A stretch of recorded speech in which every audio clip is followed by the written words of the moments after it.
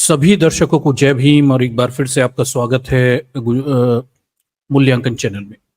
दर्शकों, आज की जो स्ट्रीम है हमारी पिछली स्ट्रीम का पार्ट बी रहेगी। पिछली स्ट्रीम हमने जो संविधान हत्या दिवस है उस पर की हुई थी और आज हम उसके पार्ट टू में हैं और कुछ और पार्ट्स भी हो सकते हैं क्योंकि देश में कई ऐसे अवसर आए जब भारतीय संविधान की स्थितियां कमजोर करने की कोशिश की गई।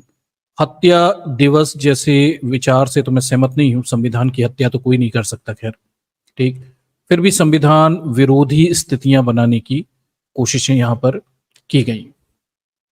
तो वास्तव में आज की जो स्ट्रीम है ये हम उस पार्ट टू के रूप में आपके सामने रखेंगे और देखेंगे क्या हालात हैं, क्या वास्तविक स्थितियां हैं और कहाँ संविधान की जो वास्तव में हत्या या काला दिवस जो है वो कब मनाया गया। ये सारी चीज़ें हैं जो जिन पर हमें बात करने की ज़रूरत है और यहीं से हम उन चीज़ों को समझने की कोशिश करते हैं। ठीक, तो चलिए पूरा मामला क्या है मैं थोड़ा सा लबोलबाब थोड़ा सा पुराना आपको बता देता हूँ। पिछली स्ट्रीम का थोड़ा सा पार्ट है जो मैं आपके सामने यहाँ पे फिर से एक पॉइंट है जो यहाँ पे रख देता हूँ। तो मामला ये है कि भारतीय जनता पार्टी बीजेपी इस लोकसभा चुनाव में बुरी स्थितियों में रही। मैं इसे बुरी स्थिति कहूंगा कि वो किसी भी तरह से सरकार तो बना ली जोड़ तोड़ करके, पर इस साल उन्होंने राम मंदिर का उद्घाटन किया। हिंदुत्व की विचारधारा चरम पे थी, उन्हें ऐसा लगता था, और इसी साल अयोध्या से भी हारे, कई धार्मिक स्थानों से हारे और साथ में जब चरम पर होने का ये जो गौरव था वो जनता ने लेने नहीं दिया और इसी साल उनकी सत्ता में स्थितियां बड़ी कमजोर हो गई। जब हिंदुत्व की विचारधारा चरम पे थी तब भी नरेंद्र मोदी को कम सीटें प्राप्त हुई और दो तरफा उन्हें झटके लगे। पहला झटका ये था कि भाई जो हिंदुत्व की विचारधारा के नाम पर पूरे देश को ये हिंदुत्व में करना चाहते थे वो आघात हो गया, वो पीछे की तरफ धकेल दी गई जनता के द्वारा। और दूसरी विचारधारा ये रही कि विपक्ष ने बीजेपी के ऊपर संविधान विरोधी होने का आरोप लगाया। बीजेपी के कई नेताओं ने यह भी स्टेटमेंट दिए कि 400 सीटें होनी चाहिए ताकि वो संविधान बदल सके और विपक्ष के लोगों ने इसे कैशन किया और उन्हें जनता के बीच गए वो इस मुद्दे को लेकर कि बीजेपी के लोग ये कहते हैं कि अगर 400 सीटें मिलेंगी तो संविधान बदल देंगे। और विशेषकर उत्तर प्रदेश में इसकी गंभीर प्रतिक्रिया हुई और जो SC ST वर्ग था, OBC वर्ग था, जो परंपरागत रूप से मुस्लिम विरोध के नाम पर बीजेपी को वोट करता रहता था, उसने इस बार कम वोट किए और नतीजा बीजेपी की हालत खराब हुई। दो मुसीबत में है इस समय नरेंद्र मोदी और भारतीय जनता पार्टी और RSS की पूरी सरकार। पहली परेशानी जो मैंने पिछली बार बताया, उन्हें हिंदुत्व की विचारधारा को जनता के बीच में रीइंस्टॉल करना है, अपनी उस छवि को रिगेन करना है जो इस चुनाव में नुकसान में हुई। उसके लिए कई प्रयोग किए जाएंगे, देखिए आगे क्या होगा। जैसा कि करते हैं वो सांप्रदायिकता फैलाने के लिए। दूसरा है संविधान विरोधी होने का आरोप। अब ये तो देखिए बीजेपी RSS शुरू से संविधान विरोधी बातें करती रही है और संविधान के खिलाफ रही है और जनता में ये उन्हें कोई इससे फर्क भी नहीं पड़ता। वास्तव में वो अपने हिंदुत्व की कार्ड को इतना मजबूत करते हैं कि वो संविधान विरोधी उनकी विचारधारा उन्हें ला भी दे रही थी। इस बार नुकसान हुए उन्हें इस विचारधारा से। तो अब खुद संविधान विरोधी हैं, संविधान में इनके ज्यादातर लोग विचार नहीं रखते, ये तो उन्हें पता है और इसका वो ज्यादा कुछ कर भी नहीं सकते। तो विपक्ष पर संविधान विरोधी होने का आरोप लगाते हैं, विशेषकर कांग्रेस पार्टी पे वो ये आरोप लगा रहे हैं कि भाई ये संविधान विरोधी है, इन्होंने संविधान की हत्या की थी और संविधान का नाश किया था। और इस पूरे मामले को हवा देने के लिए 25 जून से उन्होंने कहा कि भाई संविधान हत्या दिवस मनाएंगे। इस दिन 1975 में इंदिरा गांधी ने देश पर राष्ट्रीय आपातकाल लगाया हुआ था। ठीक, राष्ट्रीय आपातकाल, नेशनल इमरजेंसी क्या थी, कैसी थी? संविधान का काला दिवस था, संविधान की हत्या कर दी गई थी, आपातकाल में लोगों ने अपार पीड़ा झेली, ऐसा नरेंद्र मोदी कह रहे हैं यहाँ पे अपने स्टेटमेंट में। आपके सामने स्टेटमेंट है और इस स्टेटमेंट की सच्चाइयां क्या थी और वास्तव में क्या हुआ था आपातकाल में। पिछली स्ट्रीम में मैंने आपके सामने रखा हुआ था कि वास्तव में जो नेशनल इमरजेंसी इंदिरा गांधी ने लगाई 21 महीने की 1975 से 1977 तक, वो निश्चित रूप से संविधान की ताकतों के दुरुपयोग से संबंधित थी। पर उसमें हमने ये देखा कि उसमें यह नहीं हो रहा था कि आम जनता को जमीन पर कोई बड़ी परेशानी हो रही थी। राजनीतिक विरोधियों के साथ बदले लिए गए, उन्हें जेलों में डाला गया, कुछ मुद्दों पर नसबंदियां की गई जबरदस्ती, कुछ जगह पुलिसी अत्याचार हुए, पर बाकी चीजें नहीं खराब चल रही थी। ऐसा नहीं था कि सड़कों पे औरतों के रेप कर दिए जा रहे हों, उन्हें नंगा घुमाया जा रहा हो, उन्हें केरोसिन डाल के आग लगा के दफन कर दिया जा रहा हो। ऐसा इंदिरा गांधी के आपातकाल में नहीं हो रहा था। ठीक, इसके विपरीत हमने आपको ये भी बताया कि बीजेपी को तो कम से कम, नरेंद्र मोदी को विशेषकर, संविधान हत्या दिवस मनाने का तो अधिकार ही नहीं। नरेंद्र मोदी एक कुख्यात गुजरात दंगे के आरोपी रहे हैं।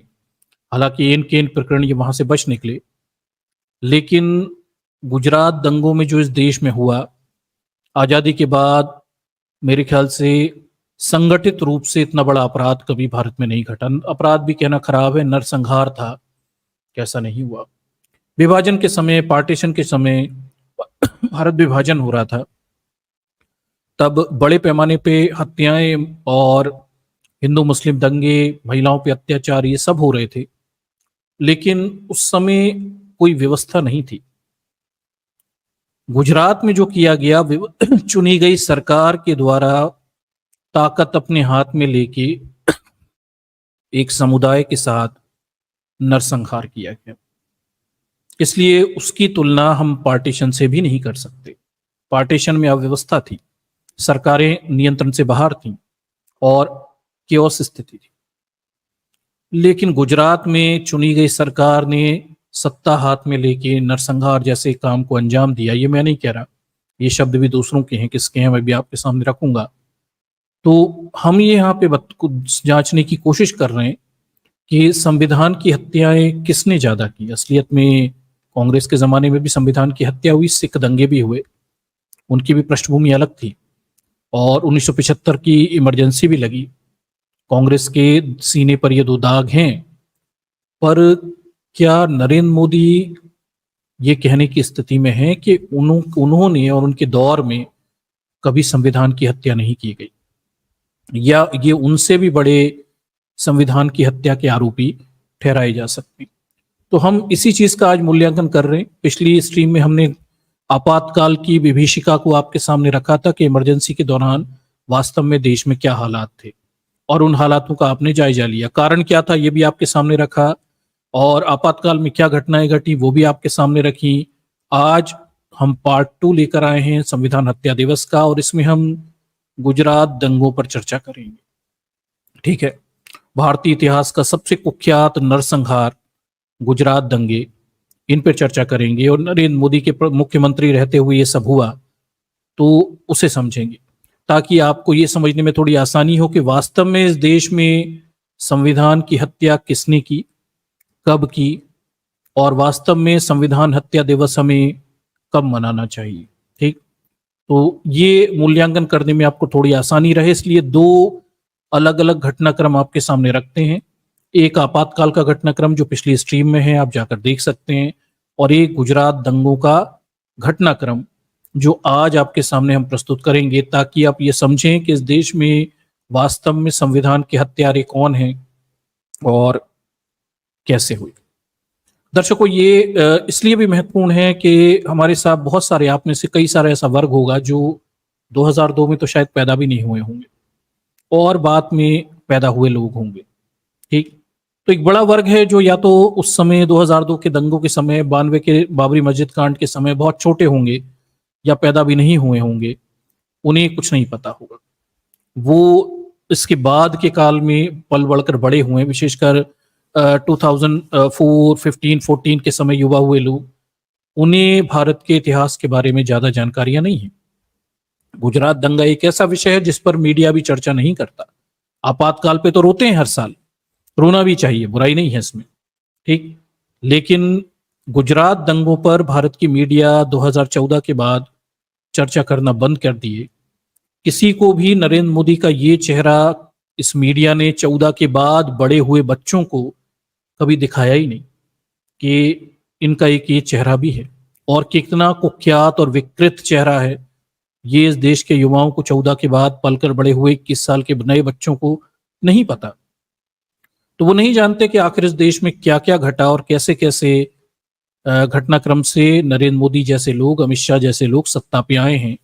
और जानकारियों के अभाव की वजह से अनायास ही ये लोग इनके हिंदुत्व के प्रोपेगेंडा से प्रभावित हो जाते हैं बच्चे, और वो हिंदुत्व की बागडोर संभालने लगते हैं और उन्हें ये लगता है कि वो पीड़ित हैं, हिंदू पीड़ित हैं, और इस देश के अल्पसंख्यक विशेषकर मुसलमान वो दोषी हैं, आक्रांता हैं।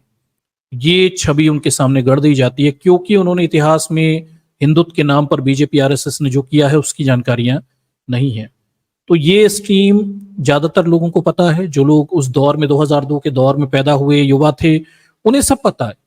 2014 के पहले तक भी ये सारी चीजें मीडिया में डिस्कस की जाती थी, लोगों को बड़े पैमाने पे पता है। पर मैं बस एक रिकॉल कर रहा हूँ, recall collection of facts recall करूंगा 2002 के इस घटनाक्रम को, ताकि विशेषकर युवाओं के सामने ये पता चले कि यहाँ विक्टिम कौन है, आरोपी कौन है, और वास्तव में इस देश की काल्पनिक आत्मा को किसने ज्यादा नुकसान पहुंचाया, कौन वास्तव में संविधान की हत्या का वास्तविक दोषी है। ये मूल्यांकन करने में आपको थोड़ी मदद हो। फैसला हम नहीं करते, हम आपके सामने दो घटनाक्रम रखेंगे, उसके बाद चीजों का मूल्यांकन और विचारधाराएं वो आपको स्वयं ही बनानी चाहिए। तो विशेषकर युवाओं के लिए ये स्ट्रीम है, जो लोग प्रौढ़ हैं, जिन्होंने वो सब देखा है, उन्हें सब पता है, नया कुछ भी नहीं है, उनकी आंखों के सामने वो गुजरा हुआ है मंजर, और वो जानते हैं सच्चाइयां क्या है। युवा लोग जिनके बारे में सच्चाई नहीं पता, उन्हें हिंदू होने के नाते, हिंदुत्व की विचारधारा के नाते विक्टिम होने का जो एहसास कराया जाता है कि ये लोग विक्टिम हैं और मुस्लिम दोषी हैं। जरा देखिए इतिहास में हिंदुत्व के नाम पर यहाँ क्या नंगे नाच हुए हैं, वो मैं आपके सामने थोड़ा प्रस्तुत यहाँ पे करता हूँ। ठीक है। तो महत्वपूर्ण रहेगा, घटनाओं को रिकॉल करना महत्वपूर्ण रहेगा, और आपको ये भी पता होना चाहिए कि आपके वास्तविक दुश्मन कौन है। ठीक, ये पता होना चाहिए। ये बहुत जरूरी चीज है कि असली दुश्मन इस देश में कौन है और कौन इस देश के अल्पसंख्यकों और कमजोरों के हक अधिकारों को खा रहा है। ये सारी चीजें घटनाक्रमों की जानकारी से पता चलेंगी। तो चलिए हम अपने प्रेजेंटेशन की तरफ चलते हैं और उसके माध्यम से हम गुजरात दंगे समझने की कोशिश करते हैं। और संविधान हत्या दिवस मैं समझता हूं आपातकाल की जगह क्यों ना गुजरात दंगों को कहना चाहिए। वो 3 दिन, 1 महीना और 1 साल ठीक है, जो घटा गुजरात में, क्यों ना हम उन्हें गुजरात दंगा दिवस, गुजरात दंगा वर्ष के रूप में यहां पर चिन्हित करें। ये ज्यादा अच्छा रहेगा, या संविधान हत्या दिवस भी कह दें तो भी ज्यादा अच्छा रहेगा, क्योंकि चीजें बड़ी विभत्स हैं, बड़ी घटनाक्रम बहुत ज्यादा क्रूर हैं। इतने ज्यादा क्रूर हैं कि वो चित्र मैं यूट्यूब की गाइडलाइन की वजह से दिखा नहीं सकता, और कई सारी चीजें हैं जो यूट्यूब की गाइडलाइन की वजह से यहाँ मैं बोल भी नहीं सकता।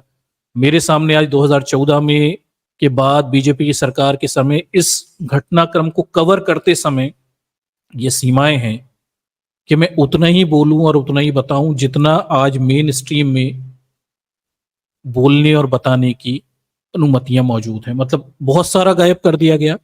आज 2014 के पहले तक जो जो मीडिया में आर्टिकल्स थे, जानकारियां थी, जो जो घटनाक्रम थे, जो गवाहों की गवाहियां थी, वो सारी उड़ा दी गई हैं। अब आपको इंटरनेट पे भी नहीं मिलती, कहीं किताबों में है, वो किताबों को बैन कर दिया गया है, वो भारत में चलती नहीं, स्टोर्स पे मिलती नहीं। ये सब करके 2014 के बाद इतनी सफाई की गई है कि इस घटनाक्रम के जो वास्तविक चित्र था वो तो आपको नहीं मिलेगा। आपके सामने जो रिफाइंड है, जो जानकारियां आज हैं, जिनके आधार पे आप कुछ बोल सकते हो, क्योंकि जो है नहीं उसके आधार पे तो आप कुछ बोलोगे तो बड़ी परेशानी में पड़ जाओगे, पर जो है वो भी इतना ज्यादा भयानक है कि आपके अंदर का इंसान हिल जाएगा। ठीक, तो चलिए मैं आपको प्रेजेंटेशन की तरफ लेके चलता हूं और थोड़ी सी 2002 के घटनाक्रम की तरफ आपको थोड़ा लेके चलता हूं कि आखिर इस देश में क्या घटा हुआ था। ठीक,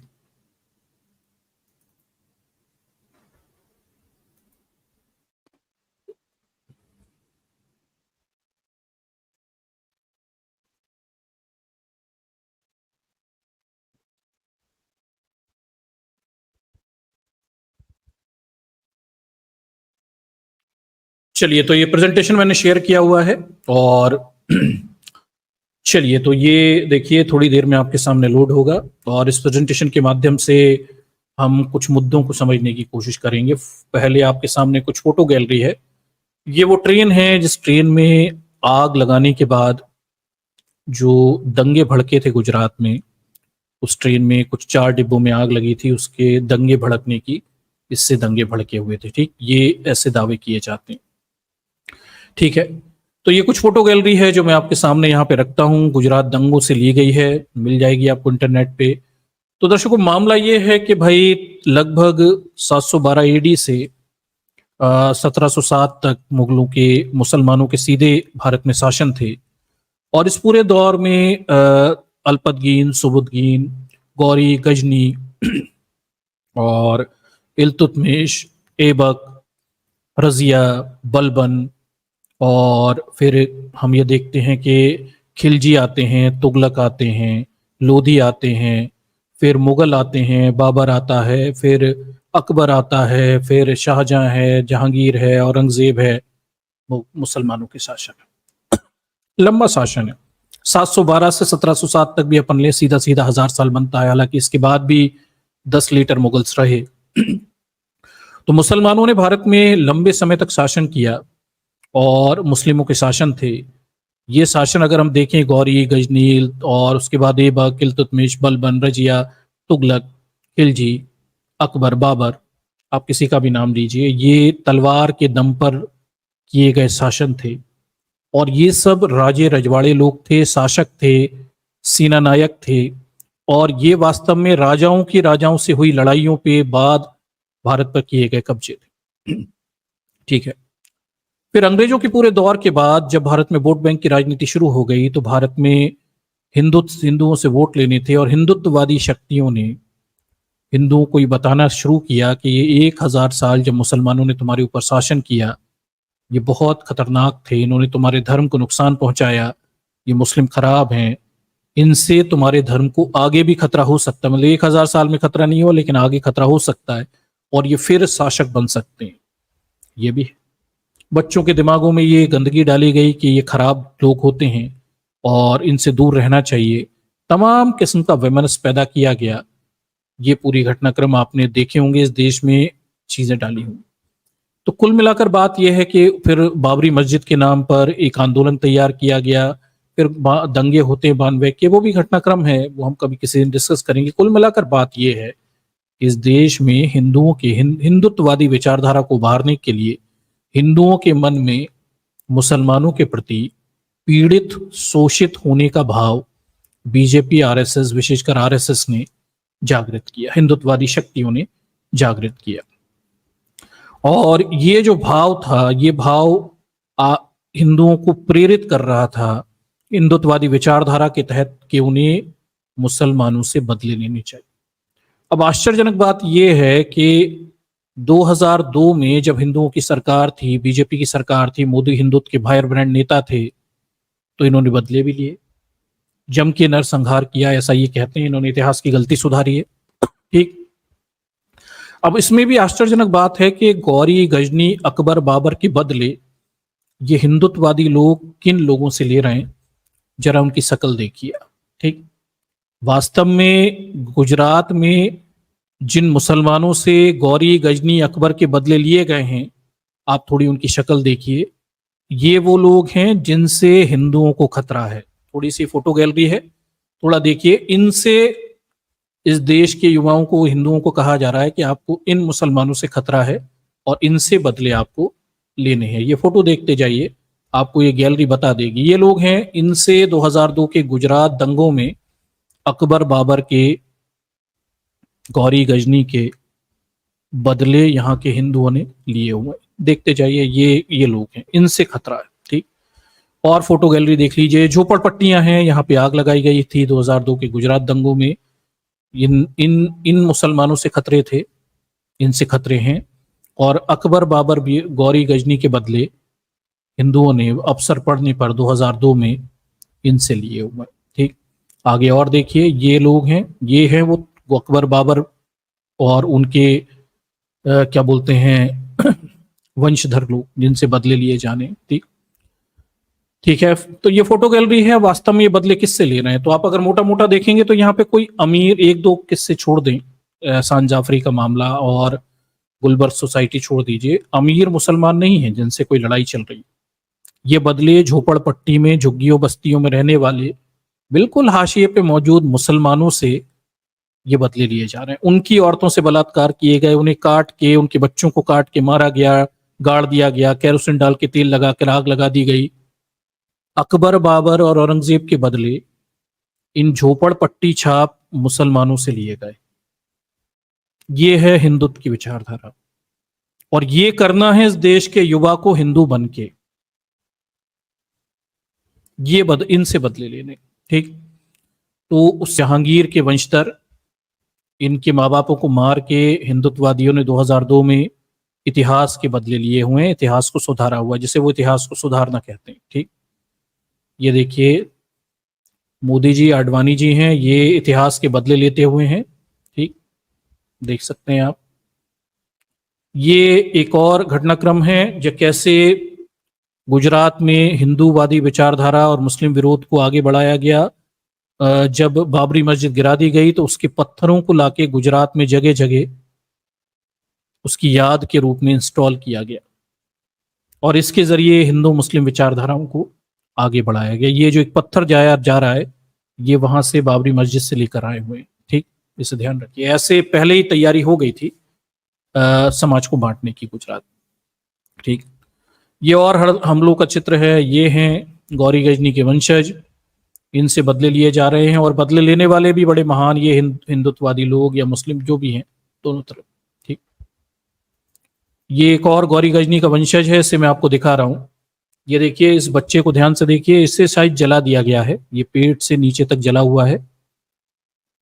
इसे संभवतः ये भी नहीं पता होगा कि दुनिया क्या है, कैसी है, उसके माँ बाप भी मर गए होंगे, उसे क्या जानकारी हो। गौरी गजनी के बदले इन लोगों से लिए गए, और इनसे ही बदले लेने हैं। ठीक है, हिंदुत्ववादी विचारधारा गौरी गजनी के बदले इन लोगों से लेने के लिए हमारे युवाओं को प्रेरित करती है, इन लोगों से बदले लेने। ठीक, ये हैं वो लोग जिन्होंने देश को खतरे में डाल दिया है। ठीक है, चलिए ये और देख लीजिए गौरी गजनी के वंशज कैसे रहते हैं। ये झोपड़पट्टी है जिसमें आग लगा दी गई, तोड़फोड़ की गई, और ये कुछ बचे हुए अवशेष हैं, इनसे बदले लेने इन्होंने इतिहास में बड़े कांड किए हुए हैं। ये आग लगे के चित्र हैं उसी समय के। ठीक, अब्दुल कलाम एक बच्चे से बात करते हुए हैं, देख सकते हैं, संभवतः इसके माँ बाप के साथ कुछ घटनाक्रम घटा होगा। ठीक, अब्दुल कलाम के चेहरे पर जो खुशी है वो आप देख सकते हैं। ठीक, थोड़ा और देखिए, और मोदी जी देखिए यहाँ पे कितनी गंभीरता से निरपराध के बोध के साथ बैठकर सुन रहे हैं। ठीक, चलिए थोड़े और गौरी गजनी के वंशजों के चित्र बता देता हूं। ये बच्ची है, ठीक, गुजरात दंगों में जल गई, संभवतः जली हुई बच्ची की तस्वीर। गौरी गजनी के वंशजों के चित्र दिखा रहा हूं मैं आपको, जिनसे बदले लेने हैं।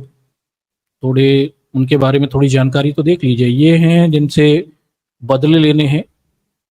ठीक, अकबर, बाबर, औरंगजेब, गौरी गजनी, उनके इतिहास की गलतियों को अब ऐसे सुधारा जाएगा। ठीक, चलिए ये एक चित्र है उस व्यक्ति का जिसने बिल्किश बानो पे रेप किया हुआ था, और रेप का आरोपी है। मीडिया फोटो खींच रही है तो वो एक बाइट दे रहा है। देखिए जरा इस बिल्किश बानो के अपराधी की फोटो थोड़ी आपको दिखा देता हूँ जी। ये तब का चित्र है जब इसे सजा दे दी गई थी, कोर्ट ने सजा सुनाई थी। ठीक,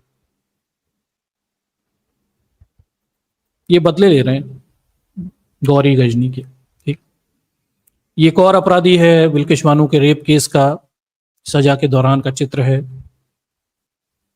ठीक, ये सेंटर्स बनाए गए हैं जहां पर लोगों को सुरक्षित रखने के दावे सरकार ने किए हुए थे। हजारों की संख्या में लोग विस्थापित हुए थे। ये देखिए ज्यादातर मुसलमान हैं, ऐसे बैठा देते हैं सुरक्षित लोगों को, और बाहर दो पुलिस वाले रख दिए जाते थे। ये सुरक्षा उपलब्ध कराई हुई थी। ठीक, एक और बच्चा है, ये गौरी गजनी का वंशज है, बदले लिए गए। और देखिए, मैं आपको कुछ और गौरी गजनी के वंशजों से मिलवा देता हूं, ले सकते हैं आप इनसे बदले, कोई परेशानी नहीं है। ठीक, ये देखिए कुछ और चित्र देखिए, घरों में आग लगाई गई है गौरी गजनी के वंशजों के। और ये महल देख सकते हैं, कितनी संभ्रांत महल हैं, जिनमें आलीशान तरीके से ये लोग रहा करते थे। ठीक, ये देखिए झोपड़पट्टी देखिए, पुलिस लाठीचार्ज करती हुई। और देखिए ये बिल्किश बानो को तो आप जानते ही हैं, ठीक, ये केस भी आपने सुना हुआ है। चित्र है, एक मुस्लिम व्यक्ति है, इसके घर में आग लगा दी गई, इसके परिवार के बच्चों को मार दिया गया आग लगा के, काट के, और अपने परिवारजनों के एक चित्र को बनाकर ये यहाँ पे फोटो खिंचवाते। ये देखिए, ये लोग हैं जिन्होंने हिंदुओं को उनके इतिहास के बदले सुधारे हैं। गौरी गजनी ने जो कांड किए थे उसके बदले लेने वाले ये महान लोग हैं। ठीक, ये देखिए तोगड़िया जी को तो आप जानते ही, इनके ऊपर बदले लेने का दायित्व था। तिश्ता से तलवार आप जानते हैं, इस महिला ने लंबी लड़ाई लड़ी और आज ये बड़ी मुश्किलों में।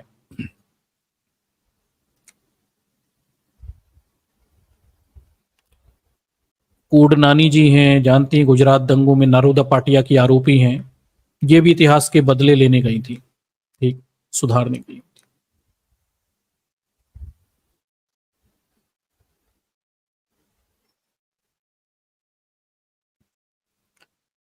चलिए, ये आडवाणी जी हैं, आप जान सकते हैं, चेहरे पे इनका नूर आपको बता रहा होगा कि इतिहास के बदले लेके कितने संतुष्ट हूं। ठीक है, तो ये कुछ फोटो गैलरी थी जो मैंने आपके सामने रखी हुई थी, ताकि आप समझें कि हम किन लोगों की बात कर रहे हैं।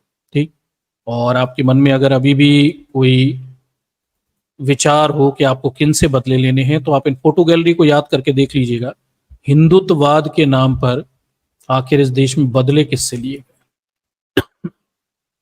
ठीक है, तो ये थोड़ा ध्यान रखिएगा। चलिए, अब हम कुछ मूल मुद्दों की तरफ चलते हैं, प्रेजेंटेशन को आगे बढ़ाते हैं।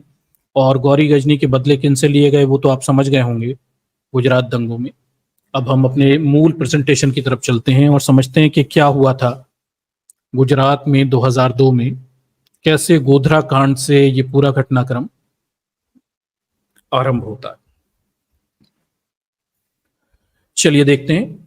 तो द प्रिंट क्या छापता हुआ दिखाई देता है, अलग अलग सोर्सेस से मैंने ये जानकारी ली हुई है। वो कह रहे हैं 2002 का गुजरात स्वतंत्र 2002 का स्वतंत्र भारत का पहला पूर्ण नरसंहार था, और दिल्ली दंगे 1984 के दंगे अर्ध नरसंहार थे। ठीक, तो ये सिर्फ पूर्ण नरसंहार की संज्ञा दी हुई थी द प्रिंट ने। ठीक, चलिए देख लेते।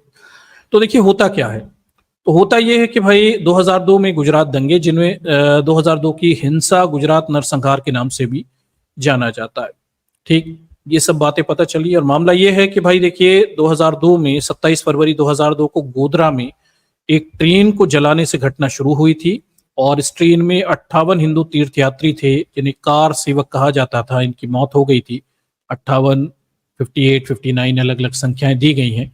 और इस जिम्मेदार के लिए देखिए क्या बोलते हैं, इससे हिंसा भड़क गई, और हिंसा भड़कने के बाद देखिए अहमदाबाद में लगभग 3 महीने तक हिंसा भड़कती रही। गुजरात के अलग अलग क्षेत्रों में मुस्लिमों के खिलाफ लंबे समय तक हिंसा भड़कती रही, और 3 दिनों तक तो पूरे गुजरात में हिंसा भड़की मुसलमानों के खिलाफ। ठीक, कुछ आंकड़े हैं जिन पर हम चर्चा कर लेते हैं। सरकारी आंकड़े बताते हैं कि इसमें 790 मुसलमान मारे गए और 254 हिंदू मारे गए, लेकिन दूसरी संस्थाओं के स्वतंत्र आंकड़े बताते हैं लगभग 1926 से 2000 करीब लोग इसमें मरे होंगे।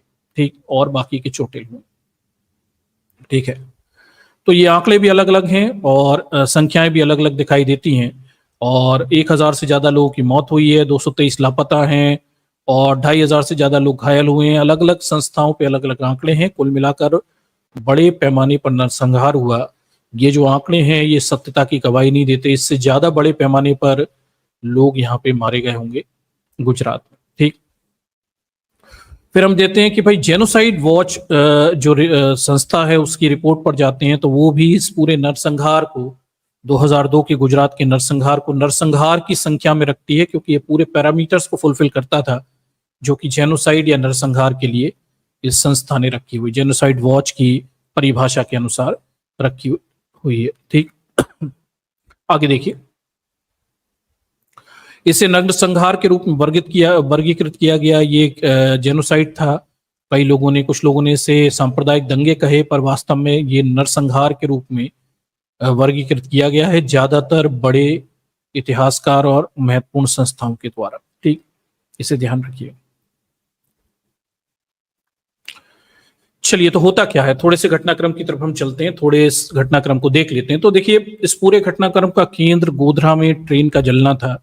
और हुआ क्या, हुआ ये कि देखिए 27 फरवरी 2002 की बात है। अयोध्या से साबरमती जो ट्रेन लौट रही थी, साबरमती एक्सप्रेस इसका नाम था, गोधरा रेलवे स्टेशन के पास रुकती है और यात्री अयोध्या से लौट रहे थे। ये हिंदू तीर्थ यात्री थे। रेलवे प्लेटफॉर्म पर इन यात्रियों का कुछ विक्रेताओं के साथ झगड़ा हो गया, ऐसा दावा किया गया। हालांकि कहानी कुछ और भी है। और इसके बाद कहते हैं कि भाई हिंसा भड़क गई और हिंसा भड़कने के बाद जो ट्रेन के 4 डिब्बे थे उनमें आग लगा दी गई और इसमें बड़ी तादाद में महिलाएं भी मर गईं और कुल 59 लोग इसमें जलकर मर गए। ठीक, और ये लोग कार सेवक थे। ये अयोध्या में जो बाबरी मस्जिद गिराई थी उसकी बरसी मनाकर शायद लौट रहे थे, ऐसा घटनाक्रम इन्होंने बताया हुआ है। ये ट्रेन है जिसमें आग लगाई गई है। ट्रेन में आग लगाने को लेके फिर जांच आयोग बनते हैं और अलग अलग जांच आयोग अलग अलग बातें कहते हैं इस ट्रेन में आग लगाने को लेकर। और कुछ लोग इस निष्कर्ष पे पहुंचे हैं कि ये दुर्घटना थी और दुर्घटना में आग लग गई और इसका कोई क्या बोलते हैं कोई प्रायोजित या पहले से तैयारी नहीं थी। लेकिन फिर हमें पता चलता है कि भाई 2005 में एक बनर्जी आयोग गठित किया गया था और बनर्जी आयोग ने, न्यायाधीश बनर्जी की अध्यक्षता में बनर्जी आयोग ने यह निष्कर्ष निकाला था कि वास्तव में ट्रेन में आग अंदर से लगाई गई थी। तो गोधरा ट्रेन में जो ट्रेन थी गोधरा स्टेशन पे, उसमें आग अंदर से लगाई गई थी। यह निष्कर्ष उमेश बनर्जी न्यायाधीश के आयोग ने निकाला था। ठीक है, इसे गुजरात के हाई कोर्ट ने खारिज कर दिया था, ये कहते हुए कि केंद्र सरकार इसमें आयोग नहीं बना सकती, और बनर्जी आयोग की रिपोर्ट को खारिज कर दिया। और इसके अलावा बाकी के आयोग की रिपोर्ट जो कि बीजेपी की मानसिकता के अनुसार बात कर रहे थे, उन्हें स्वीकार कर लिया गया और उसमें यही बताया गया कि ये एक हिंसा थी, नियोजित हिंसा नहीं थी, और जो भी कुछ घटनाक्रम ये बताए गए। ठीक है, नानावटी आयोग और मेहता आयोग ने अपनी रिपोर्ट में ये निष्कर्ष निकाला था कि आगजनी का जो कार्य हुआ है उस 2000 लोगों की भीड़ ने किया था। तो बनर्जी आयोग के विरुद्ध नानावटी आयोग ये कह रहा था कि ये जो ट्रेन में आग लगाई गई थी गोधरा में, इसमें वास्तव में 2000 लोग इकट्ठे हो गए थे, इन लोगों ने आग लगाई हुई थी, ये बात यहाँ पे बताई गई। और नानावटी आयोग ने, देखिए, एक गोधरा का एक मौलवी था, मौलवी हुसैन हाजी, इब्राहिम उमर जी और नानू मियां नाम के एक व्यक्ति थे, उन्हें यहाँ पर उन्होंने आरोप का मास्टरमाइंड बताया हुआ था। लेकिन बाद में देखिए तहलका पत्रिका के द्वारा जा रहे एक वीडियो रिकॉर्डिंग के आधार पर निष्कर्ष सवाल उठाया गया था कि गुजरात सरकार के वकील अरविंद पांड्या ने ये कहते हुए पाए गए थे कि शाह नानावटी आयोग के निष्कर्ष भारतीय जनता पार्टी के द्वारा प्रस्तुत दृष्टिकोण का समर्थन करेंगे और वो ये भी कह रहे थे कि इन नानावटी आयोग को रिश्वत दी जा चुकी है। तो जिस नानावटी आयोग की रिपोर्ट पर वास्तव में कोर्ट में केस चल रहा था, उस नानावटी आयोग को सेट कर लिया गया था, ऐसा स्वयं भारतीय जनता पार्टी और इनके एक वकील थे गुजरात सरकार के, इन्होंने तहलका मैगजीन जो है उसने कई वीडियो 6 महीने तक बीजेपी के बड़े नेताओं के वीडियो रिकॉर्डिंग की, उनकी चुपचाप उनसे बातचीत की और वीडियो रिकॉर्डिंग की। उससे पता चला कि नानावटी आयोग वगैरह की व्यवस्था बीजेपी ने मैनेज कर लिया था और बनर्जी आयोग की रिपोर्ट कोर्ट ने मानी नहीं थी, जिसमें ये बताया गया कि आग अंदर से लगाई गई। अब जब आप आग अंदर से लगाई गई ट्रेन में ये मानते हो तो फिर मामला अलग बनता है। फिर ये प्रश्न उठेगा कि कौन लोग हैं जो ट्रेन में अंदर से आग लगाकर इस दंगे को भड़काना चाह रहे थे। और जब आप नानावटी आयोग की रिपोर्ट के हिसाब से चलते हो और कुछ मुसलमानों को आरोपी ठहराते हो तो फिर मामला अलग बनता है। तो केस नानावटी आयोग की रिपोर्ट के आधार पर चला। हालांकि बाद में नानावटी आयोग की जो रिपोर्ट थी उसके आधार पर भी मामला चल नहीं पाया और केस जरूर चला, लेकिन जो वास्तविक मास्टरमाइंड नानावटी आयोग बता रहे थे मौलवी उमर जी, और उसे सबूतों के अभाव में कोर्ट ने बरी कर दिया था। कुछ और 62 करीब लोग थे, उन्हें आरोपी बनाया गया था, लेकिन मुख्य आरोपी सबूतों के अभाव में बरी कर दिया गया था। ठीक, तो गुजरात में बड़े पैमाने पे हिंसा भड़की हुई थी और ये स्थितियां हैं। ठीक है, अब जब हिंसा भड़क गई, क्या बोलते हैं, जब ट्रेन में आग लग गई, तमाम सारे करीब 58-59 लोग मर गए, तो फिर हम ये देखते हैं कि विश्व हिंदू परिषद बीएचपी इस पूरे मामले में सामने आती है और फिर ये एक राज्यव्यापी यानी पूरे राज्य में हड़ताल का आह्वान करते हैं और जो मरे हुए लोग थे उनके अंतिम संस्कार करने की जगह इन्हें जगह जगह गुजरात में ठेले पर इन्हें इनकी लाशों को रखकर प्रदर्शन किए जाते हैं ताकि जनता के मन में और भावना भड़के और हिंदू मुस्लिम जो विभाजन है उससे और भड़काया जा सके। ठीक है, तो क्या मामला था फिर आगे हम देख लेते हैं कि विश्व हिंदू परिषद राज्यव्यापी बंद का आह्वान करता है। ठीक है, और फिर राज्य ने हड़ताल को रोकने के लिए कोई कार्रवाई नहीं की। सरकार ने राज्य भर में शुरू में भड़की हिंसा को रोकने का प्रयास भी नहीं किया हुआ है। ठीक है, तो यह भी पता चला कि बीएचपी ने जब हड़ताल का आह्वान किया तो मुख्यमंत्री नरेंद्र मोदी के रहते हुए कोई भी हड़ताल और हिंसा को रोकने के शुरुआती प्रयास नहीं किए गए। ठीक, ये भी हमें पता चला। ठीक है, देखिए, कई रिपोर्ट में मुस्लिम समुदाय पर हमलों का वर्णन किया गया है। 28 फरवरी ट्रेन में आग लगने के अगले दिन से शुरू हुए थे जो दंगे हैं ये शुरू हुए थे और इन दंगों का एक पैटर्न बताया गया। अब ये कह रहे हैं कि भाई जो मोबाइल फोन और सरकार द्वारा जारी किए गए प्रिंट आउट के साथ मुसलमानों के घर और व्यावसायिक सूची के साथ अत्यधिक समन्वित थे। तमाम रिपोर्टों में, ये जांच कर रिपोर्टों में ये बताया गया कि वास्तव में जो दंगा करने वाले लोग थे ये बाहर से कहीं आए हुए थे बड़ी तादाद में। इनके पास मोबाइल फोन के रिकॉर्ड थे, लोकेशन थी मुसलमानों की, प्रिंट आउट थे और इन्होंने चुन चुनकर मुसलमानों के घरों में, व्यवसायों में आग लगाई, जबकि अगल बगल के हिंदू समुदाय के घरों को छोड़ दिया। ठीक, तो मतलब ये दिखा रहा है कि एक प्लान पैटर्न पहले से काम कर रहा था। शायद इस हमले की तैयारी, इस दंगे की तैयारी दिल्ली दंगों की तरह बहुत पहले से कर ली गई थी। ठीक है, हमलावर ट्रकों में पूरे क्षेत्र में मुस्लिम समुदाय में पहुंचे, भगवा वस्त्र और खाकी शर्ट पहने हुए, विभिन्न प्रकार के हथियार लेकर कई मामलों में हमलावरों ने मुसलमानों को स्वामित्व वाली या कब्जे वाली इमारतों को क्षतिग्रस्त कर दिया, जला दिया, जबकि आसपास की हिंदू इमारतों को छोड़ दिया। ठीक, तो ये कई रिपोर्टों के आधार पर ये मामले पता चले। ठीक है, लेकिन पुलिस ने बताया कि हमें आपको बचाने की कोई आदेश नहीं है। जब मुसलमानों ने ये कहा कि भाई बचाइए इन हमलावरों से, तो पुलिस ये कहती है कि बचाने के आदेश नहीं है। ये रिपोर्टों की रिपोर्ट है जो आपके सामने यहाँ पर रखी गई। कुछ मामलों में पुलिस ने मुसलमानों पर गोलीबारी की जिन्हें खुद बचाव करने का प्रयास कर रहे थे। जो मुसलमान खुद को बचाने की कोशिश कर रहे थे उन पर पुलिस ने गोलीबारी भी की हुई है। ये सब भी जानकारियां यहाँ पर पता चलती है। तो इस तरह से दंगे भड़कने शुरू हो जाते हैं। अब इस दंगे में देखिए हुआ क्या।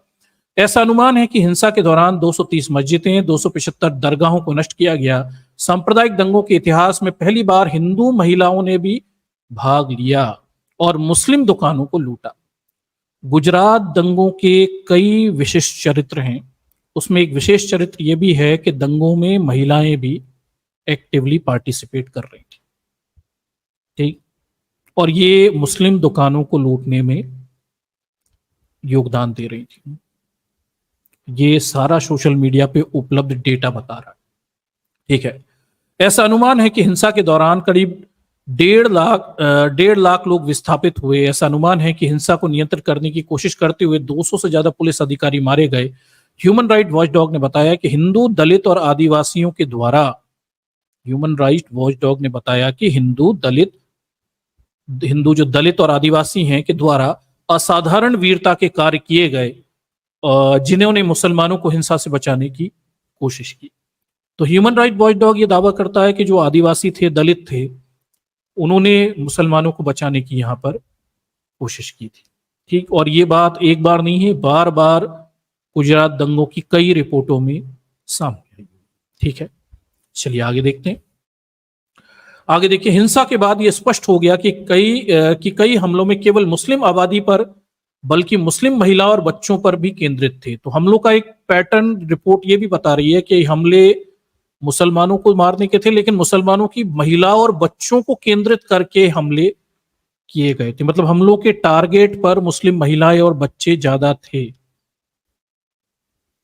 ये हिंदुत्व की सरकार है, हिंदुत्व राष्ट्र ऐसे बनाया जाएगा। ठीक, ह्यूमन राइट वॉचडॉग जैसे संगठनों ने हिंसा के दौर में अपने घरों से भागकर राहत शिविरों में जाने वाले पीड़ितों की मानवीय स्थिति के संबंध में भी विफलता के लिए सरकार और गुजरात प्रशासन की आलोचना की हुई है। उनमें से अधिकतर मुसलमान थे। ठीक, चलिए आगे देखिए।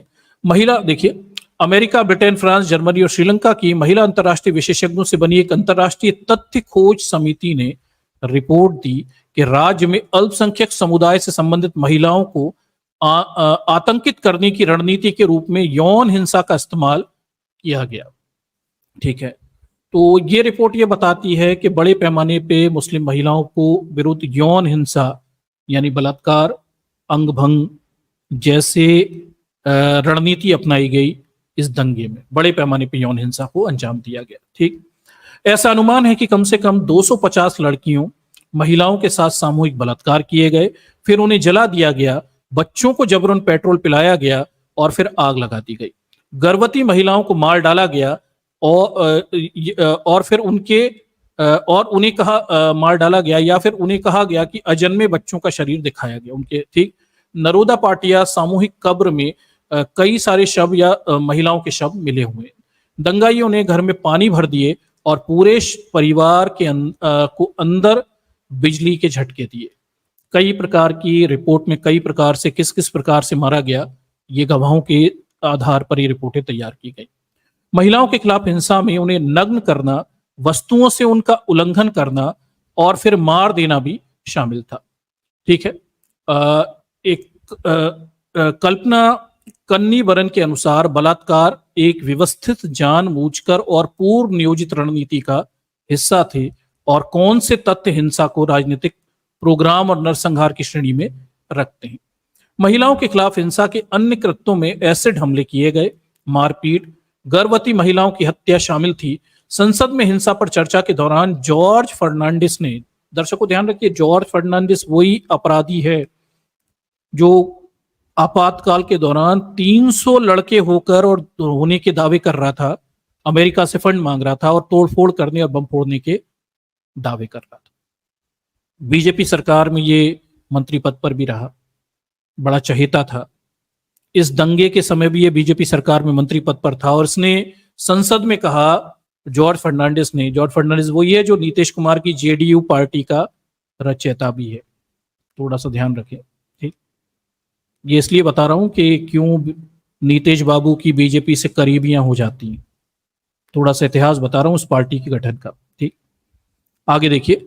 संसद में हिंसा की चर्चा के दौरान जॉर्ज फर्नांडिस ने राज्य सरकार के बचाव करते हुए कहा कि यह पहली बार नहीं है कि भारत में महिलाओं के साथ बलात्कार हुआ। जब बलात्कार के मामले संसद में उठाए गए तो जॉर्ज फर्नांडिस कहता है कि भाई महिलाओं के साथ तो बलात्कार भारत में होते रहते हैं, इसमें कौन सी नई बात। ठीक, बच्चों को जिंदा जलाकर मार दिया गया। सामूहिक कब्र खोदने वालों ने बताया कि उनमें दफनाए गए शव पहचान से परे जलाए और काटे गए थे। बच्चे और शिशुओं की भालों से मार दिया गया। आग में फेंकने से पहले उनके ऊपर उठाया गया। मुस्लिम महिला और लड़कियों के खिलाफ यौन हिंसा का वर्णन करते हुए रेणु खन्ना लिखती हैं कि बचे लोगों ने बताया कि इसमें जबरन नग्नता, सामूहिक बलात्कार, अंग भंग, शरीर में वस्तुएं डालना, स्तनों को काटना, पेट और प्रजनन अंगों को चीरना, महिलाओं के शरीर के अंगों पर हिंदू धार्मिक प्रतीकों को उकेरना शामिल था। ठीक है, तो ये एक लेखिका हैं, वो बताती हैं, रेणु खन्ना, जो उन्होंने बात की, जिन्होंने ये सब घटनाक्रम देखे कि महिलाओं के खिलाफ व्यापक रूप से भयानक हिंसा इसमें प्रदर्शित की गई। नंगा करके घुमाना, बलात्कार करना, अंग भंग करना, ठीक, स्तनों को काट देना, पेट फाड़ देना, अंगों को चीर देना, महिलाओं के शरीर के अंगों पर हिंदू धार्मिक चिन्ह बनाना। अब सोचिए, मतलब किस किस्म का विकृति है। एक मुस्लिम महिला की नंगा करके उसके शरीर पर हिंदू धार्मिक चिन्ह बनाना और फिर सबूत मिटाने के लिए जला के मार दिया। आप कल्पना कर सकते हैं जिन्होंने ये भोगा होगा उन महिलाओं के बारे में, मतलब उनका कोई लेना देना नहीं है। लड़ाइयां तो पुरुषों की है ना, धार्मिक लड़ाई, महिलाओं का ज्यादा इससे लेना देना होता भी नहीं, लेकिन सारे कष्ट अपराध महिला और बच्चे ही भोगते हैं। पुरुषों का ये चरित्र है कि आपस की लड़ाई में वो खुद से लड़ने से ज्यादा एक दूसरे की महिला और बच्चों पर अपराध करते हैं। ये पुरुषों का इतिहास है। ठीक, आगे देखिए। नागरिक न्यायाधिकरण के बलात्कार के उपायों को एक समुदाय की अधीनता और अपमान के साधन के रूप में वर्णित किया। समिति के द्वारा सुनी गई गवाहियों में कहा गया है कि एक खौफनाक तकनीक जो अब तक किए गए नरसंहारों में अनुपस्थित थी, लेकिन इस बार बहुत से मामलों में साक्ष्य के रूप में सामने आई, वह थी सबूतों को जानबूझकर नष्ट करना। कुछ को छोड़कर यौन हिंसा से अधिकांश मामलों में महिला पीड़ितों को नंगा करके घुमाया गया, फिर उनके साथ सामूहिक बलात्कार किया गया, उसके बाद उन्हें पहचान से परे जला दिया गया। भीड़ के नेताओं ने छोटी लड़कियों के साथ भी बलात्कार किए, जिनमें कुछ 11 साल की थी। उन्हें जिंदा जलाने से पहले यहां तक कि 20 दिन के शिशु या मां के गर्भ में पल रहे भ्रूणों को भी नहीं बख्शा गया। तो इस स्तर पे वो जो भीड़ थी वो मुस्लिम महिलाओं के साथ इस स्तर पे अपराधों को अंजाम दे रही थी। ये सब गवाहियां हैं, ऑन रिकॉर्ड स्टेटमेंट से। ठीक, 11-11 साल की बच्चियों के साथ भी रेप यहाँ पे किए गए हैं हिंदुत्ववादी विचारधारा के लोगों। और ये बाबर अकबर के बदले हैं, और वो झोपड़पट्टी में रह रहे मुसलमान और उनकी महिलाओं से लिए जा रहे हैं। अमीर मुसलमानों से नहीं लिए जा रहे, उनके यहाँ नहीं घुस सकते, वो तो बंदूकें मारकर फोड़ देंगे। वो झोपड़पट्टी वाले मुसलमान जिनकी फोटो दिखाई थी ना मैंने आपको, इसलिए दिखाई थी पहले, उनके घरों की महिलाओं से ये बाबर अकबर के बदले लेने आए थे। नंगा करना, स्तन काट देना, 11 साल की बच्चियों से बलात्कार करके उन्हें जला के मार दो ताकि सबूत ना मिले। ये एक पैटर्न था गुजरात दंगों का। ठीक, ये एक पैटर्न था। ऐसे ही कोई तानाशाह थोड़ी बन जाता है, अपने अंदर के इंसान को मारना पड़ता है। ठीक, जब तक आप राक्षस ना हो जाएं तब तक आप तानाशाह कैसे बन जाएंगे? नहीं तो सब लोग हिटलर नहीं बन जाते, समझते हैं? आगे देखिए। मृतक महिलाओं पर किए गए पोस्टमार्टम रिपोर्ट में कहा गया कि पोस्टमार्टम करने वाले डॉक्टरों ने भ्रूण को बरकरार पाया। ठीक है।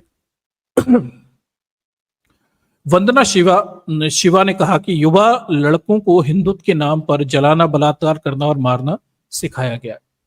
गुलबर्ग सोसाइटी हत्याकांड और एहसान जाफरी की हत्या पर लिखते हुए डायोन बुनशा ने कहा कि जब जाफरी ने भीड़ से महिलाओं को छोड़ देने की विनती की तो उन्हें सड़क पर घसीटा गया। जय श्री राम कहने से इनकार करने पर नंगा करके परेड कराने के लिए मजबूर किया गया और फिर उनका सिर काटकर आग में फेंक दिया गया, जिसके बाद दंगई वापस लौटे और जाफरी के परिवार को जला दिया, जिसमें 2 छोटे लड़के भी शामिल थे। नरसंहार के बाद गुलबर्ग 1 हफ्ते तक आग में लपटों में घिरी रही। ये बड़ा फेमस केस था गुलबर्ग सोसाइटी का।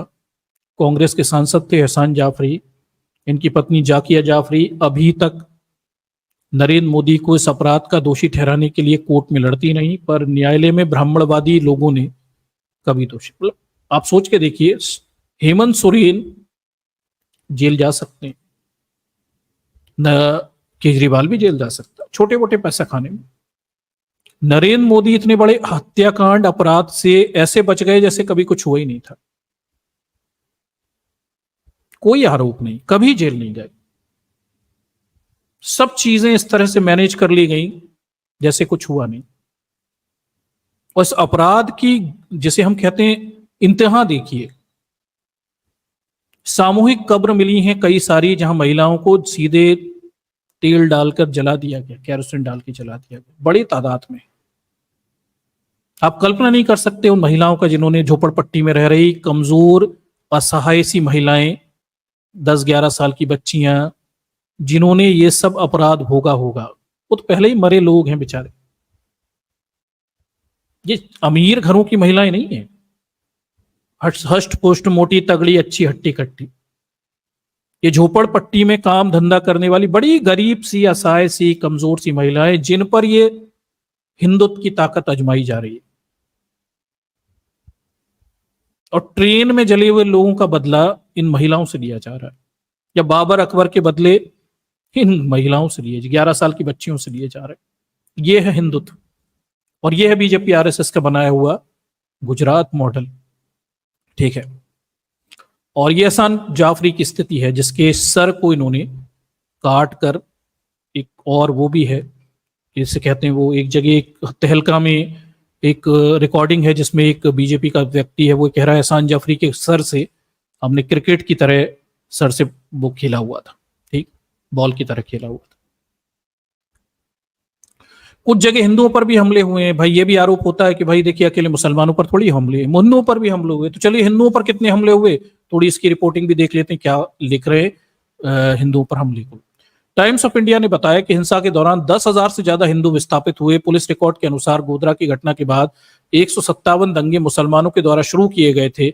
जमालपुर के एक हिंदू आदिवासी क्षेत्र के महाजन नो वंडो में निवासियों ने बताया कि मुसलमान हमलावरों ने लगभग 25 हिंदू निवासियों को घायल कर दिया। 1 मार्च को 5 घरों को नष्ट कर दिया गया। समुदाय के प्रमुख ने बताया कि पुलिस ने तुरंत जवाब दिया। ठीक है, ये बता दिया। बाद में 6 मार्च को मोदी ने कॉलोनी का दौरा किया और निवासियों से वादा किया कि उनका ख्याल रखा जाएगा। 17 मार्च को खबर आई कि अहमदाबाद के दलीनीमंडा इलाके में मुसलमानों ने दलितों पर हमला किया। हिम्मतनगर में एक व्यक्ति की कथित तौर पर आंखें फोड़ दी गई। ठीक है। अहमदाबाद के सिंधी मार्केट और अन्य जगह पर भी हमले किए गए। इंडिया टुडे 2002 को बता रहा रिपोर्ट करता है कि अहमदाबाद में हिंदुओं पर छिटपुट हमले हुए। 5 मई को मुस्लिम दंगाइयों ने शाह आलम इलाके में, भीलवाड़ा इलाके में हमले किए। ठीक है, एक हिंदू को चाकू मार दिया गया। ठीक, ये हिंदुओं पर हुए हमलों की रिपोर्टिंग है। इतने सारे हमले हिंदुओं पर हुए। ठीक, फ्रंटलाइन पत्रिका बताती है कि अहमदाबाद में 5 मार्च तक बरामद 249 शवों में से 30 हिंदू थे। मारे गए हिंदुओं में से 13 पुलिस कार्रवाई के परिणाम स्वरूप मारे गए थे और कई मुस्लिम स्वामित्व वाली संपत्तियों पर हमला करते समय मारे गए थे।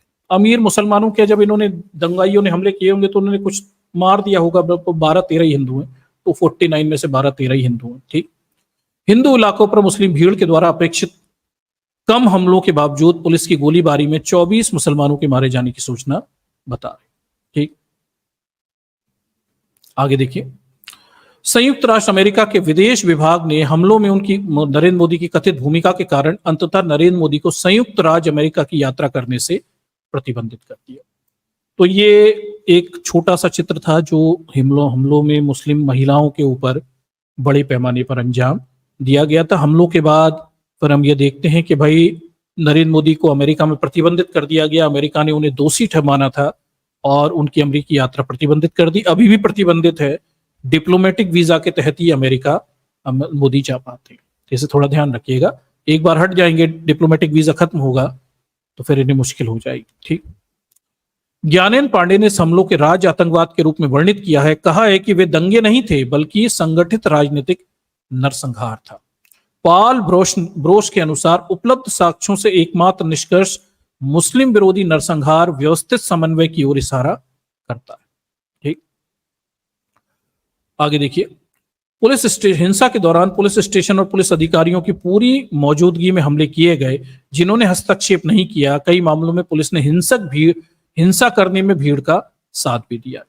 कुछ दंगाइयों के पास मतदाता पंजीकरण सूचियों के प्रिंटआउट भी थे, जिससे उन्होंने चुनिंदा मुस्लिम संपत्तियों को निशाना बनाया। बाकायदा तैयारी थी दर्शकों। ये तैयारी, मतदाता सूची होना, मुसलमानों के कौन सा घर मुसलमान का है इसका रिकॉर्ड वगैरह सब होना, ये रातों रात नहीं हो सकता। ये ऐसा भी नहीं हो सकता कि तुरंत पता चल जाए। इन सब की पहले से तैयारी की गई होगी। ऐसा नहीं है कि भाई गुजरात में दंगे हुए, वो गोधरा ट्रेन पे आग लगी और तुरंत सब ये सब हो गया। ये सब पहले से तैयारी होगी। 3 दिन गुजरात जला था, तैयारियां पहले से होंगी। ठीक, ये रातों रात की बात नहीं है, इसकी पूरी तैयारी की गई हो। ठीक, संपत्तियों को चुनिंदा तरीके से निशाना बनाने का उदाहरण मुस्लिम वक्फ बोर्ड के कार्यालय को नष्ट करने के रूप में दिखता है, जो कि मुख्यमंत्री के कार्यालय से 500 मीटर दूरी पर था। मतलब नरेंद्र मोदी के कार्यालय से 500 मीटर दूरी पर मुसलमानों के वक्फ बोर्ड में भी आग लगा दी गई। अब आप अंदाजा लगाइए, उन्हें इतना अंदाजा था। ठीक। स्टॉक डब्ल्यू हिबर्ट के अनुसार हिंसा की योजना बहुत पहले से बनाई गई थी और सांप्रदायिक हिंसा की अन्य घटनाओं की तरह ही बजरंग दल, बीएचपी, राष्ट्रीय स्वयंसेवक, आरएसएस सभी ने हमलों में भाग लिया। ट्रेन पर हमले के बाद बीएचपी ने राज्यव्यापी बंद का आह्वान किया और राज्य में से रोकने के लिए कोई कार्रवाई नहीं की हुई है। ये स्कॉट डब्ल्यू हिडवर्क की रिपोर्ट है।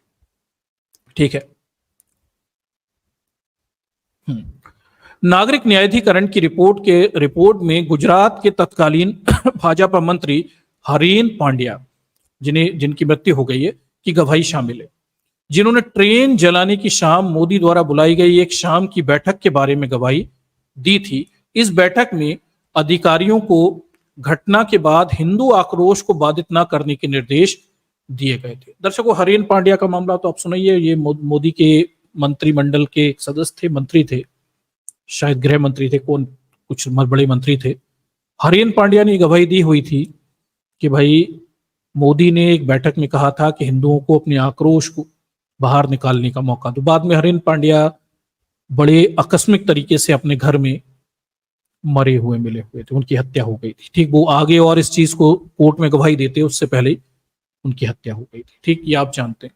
ठीक, रिपोर्ट में पंचमहल जिले के लोनावाड़ा गांव में आयोजित एक दूसरी बैठक पर भी प्रकाश डाला गया है, जिसमें राज्य के मंत्री अशोक भट्ट और प्रताप सिंह चौहान सब सहित अन्य भाजपा आरएसएस नेता शामिल हुए और आगजनी और हत्या के अन्य तरीकों के लिए केरोसिन और पेट्रोल के इस्तेमाल की विस्तृत योजना बनाई हुई है। ठीक है, तो ये रिपोर्ट है नागरिक न्यायाधिकरण की। उस रिपोर्ट में ये दो मामलों पर भी गवाही हुई है कि इन्होंने बाकायदा प्लान किए हुए थे दंगों के लिए। सरकार और बीजेपी, आरएसएस, भाजपा के लोग इस सब में शामिल थे। ठीक है, आगे देखिए। दीपांकर गुप्ता का मानना है कि राज्य और पुलिस हिंसा में स्पष्ट रूप से शामिल थे। लेखक हैं दीपांकर गुप्ता, वो कहते हैं कि इसमें सरकार और पुलिस दोनों स्पष्ट रूप से शामिल थे।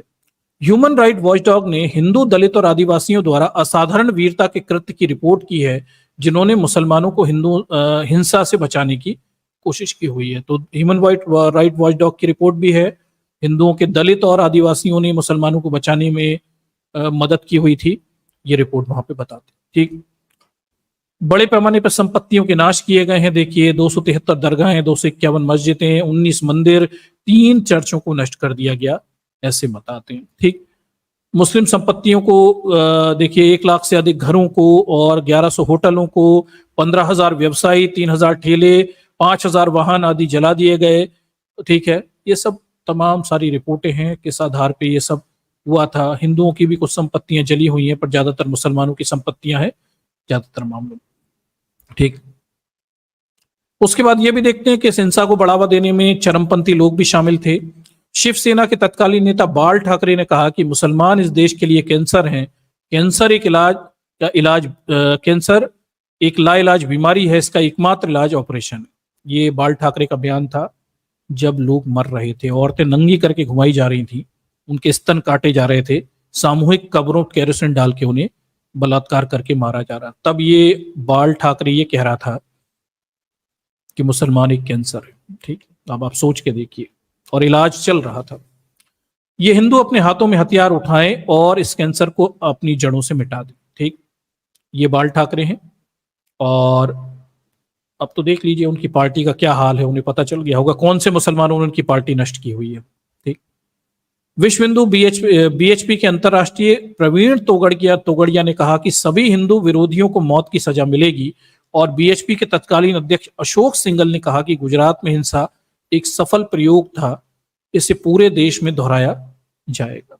ठीक, तो फिर हम ये देखते हैं 2014 के पहले उत्तर प्रदेश में जो दंगे आयोजित किए गए थे वो इसी मॉडल का एक प्रारूप था, जिसके बाद उत्तर प्रदेश का समाज ऐसा बटा कि हिंदू मुस्लिम आधार पे, ठीक, मुजफ्फरपुर के दंगों के बाद बीजेपी को बड़ी आसानी से फिर उत्तर प्रदेश में सरकार बनाने में मदद मिली हुई थी। ठीक, चलिए गुजरात दंगों में देखिए एक घटना नरोदा गांव की भी है, और नरोदा गांव में क्या हुआ था, इस घटना को रिपोर्ट किया गया है। मधु कोडनानी है और ये बाबू बजरंगी है, इस घटना के आरोपी हैं। और इन दोनों पर दंगे भड़काने, अवैध ढंग से भीड़ को जुटाने, आपराधिक साजिश रचने का आरोप लगा हुआ है। ठीक, सबसे बड़ा नाम पूर्व बीजेपी मंत्री, बीजेपी नेता माया कोडनानी का है। माया कोडनानी थी, ये मधु कोडनानी बोला मैंने, माया कोडनानी है, और नरोदा दंगों में इनकी महत्वपूर्ण दोषी ठहराया गया था। ठीक, नरोदा ग्राम में सिर्फ 3 किलोमीटर, देखिए नरोदा पाटिया ये पूरा क्षेत्र है, और इसमें मधु, माया कोडनानी और बाबू बजरंगी को दोषी ठहराया गया। 97 लोगों को यहाँ पर हत्या की गई थी। ठीक, ये सब बताया गया, इसमें मार दिया गया था, और ये सब दोनों आरोपी बताए गए। बड़ी रिपोर्ट है, इसमें कुछ चीजें हैं जो मैं आपको यहाँ पे पढ़ के नहीं बता सकता, क्योंकि वो यूट्यूब की गाइडलाइन के तहत आती नहीं है। कुछ गवाहियां हैं जो नरोदा पाटिया में किस तरह से मुसलमानों को घेर के मारा गया, उसकी रिपोर्टिंग करना, रिपोर्टें हैं, जानकारियां भी हैं, पर वो यूट्यूब की गाइडलाइन में है, तो उतना तो नहीं अपन बात चर्चा कर पाएंगे। ठीक, देख लीजिए। तो ये घटनाक्रम शुरू हो गया नरोदा पाटिया में, जब ट्रेन में आग लग गई, उसके बाद सड़कों पर देखिए लोग इकट्ठे हो गए, पुलिस वाले ने गवाही दी, नारेबाजी शुरू हो गई, भीड़ बढ़ने लगी। एक मुस्लिम शख्स था जो अपनी कार से आ रहा था, उसे रोकने की कोशिश की गई, और उसने कार जो है भीड़ में भगा दी। उस भीड़ में एक व्यक्ति को टक्कर भी लग गई, और उसके बाद फिर दंगे भड़क गए, पत्थरबाजी शुरू हो गई, ऐसा उस पुलिसकर्मी ने बताया। ठीक, और फिर वहां पे फिर लोग मरे हुए नरोदा पाटिया में। ठीक, फिर वो पुलिसकर्मी लिखता है कि जब वो बाद में वापस आया नरोदा पाटिया में, तो वहां पे जली हुई लाशें पड़ी हुई थी, और उन्हें उठाने के लिए कोई नहीं था। ठीक, ये मधु कोडनानी है, और इसे छोड़ दिया गया है, दंगों के आरोप से बाहर बरी कर दिया गया। ठीक, मधु कह रहा हूं, माया कोडनानी, सॉरी, ये माया कोडनानी है। ठीक, देखिए, हिंदुत्व बचा रही, झोपड़ पट्टी झुग्गियों में रहने वाले बाबर अकबर के वंशजों से लड़ने वाली ये वीर योद्धा माया कोडनानी, इसकी शक्ल थोड़ा ध्यान से देख लीजिए, ये बचा रही है हिंदुत्व को। ठीक, देखिए, झोपड़पट्टी में रह रहे लोगों को मार के।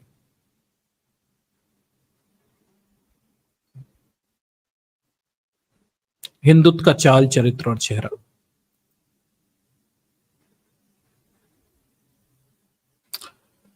हाँ, माया कोडनानी कौन थी? तो नरेंद्र मोदी के काफी करीबी मानी जाती थी नरेंद्र माया कोड।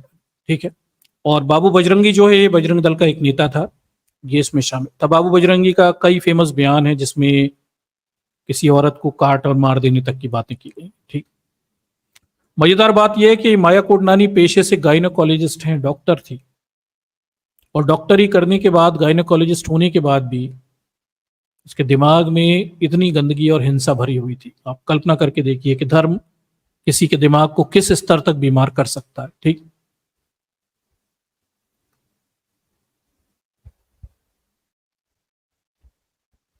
तो ये माया कोडनानी थी, इससे निचली अदालत से सजा हो गई थी, लेकिन बाद में ऊपर की अदालत ने फिर इन्हें बरी कर दिया, दोनों को, बाबू बजरंगी और इनको बरी कर दिया।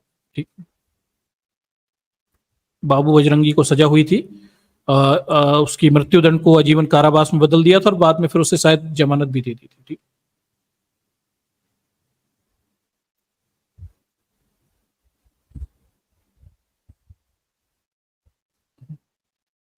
ठीक है, तो ये बाबू बजरंगी है। और 2017 में पाटीदार आंदोलन के हार्दिक पटेल ने बाबू बजरंगी को हिंदुत्व का असली नायक करार दिया था।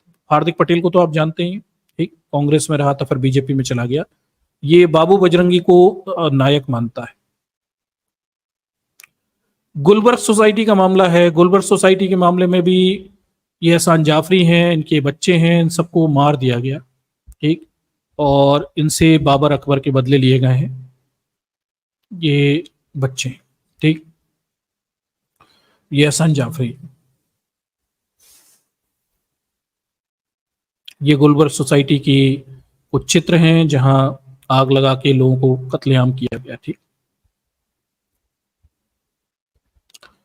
तो देखिए, गुलबर्ग सोसाइटी के आसपास बड़ी संख्या में लोग इकट्ठे हो गए थे, ये बताया जा रहा है। 1 किलोमीटर दूरी पर कार सेवक के शव लाया गया था, सोसाइटी के बाहर पुलिस वाले खड़े हुए थे, और हथियार के नाम पर उन पे लाठियां थी। ठीक, ये सब इस चर्चाओं में।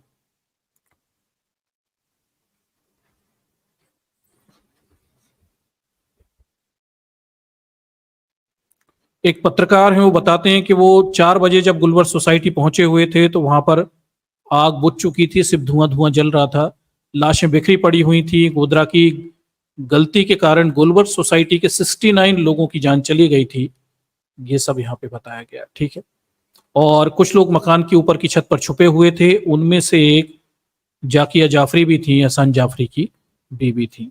ठीक, ये भी है। और एहसान जाफरी के साथ क्या हुआ था, तो उनके सर से फुटबॉल जैसा कुछ खेला था, ऐसा तहलका के स्ट्रिंग ऑपरेशन में रिकॉर्डिंग में एक बीजेपी का नेता बोल रहा था। ठीक, ये स्थिति। एक पुलिस अधिकारी थे जो कि गुलबर्ग सोसाइटी की रक्षा के लिए जिम्मेदार थे, और उन्होंने भी इस भीड़ को मदद की हुई थी। बाद में इन्हें प्रमोशन कर दिया गया, डीएसपी बना दिया गया था। ठीक,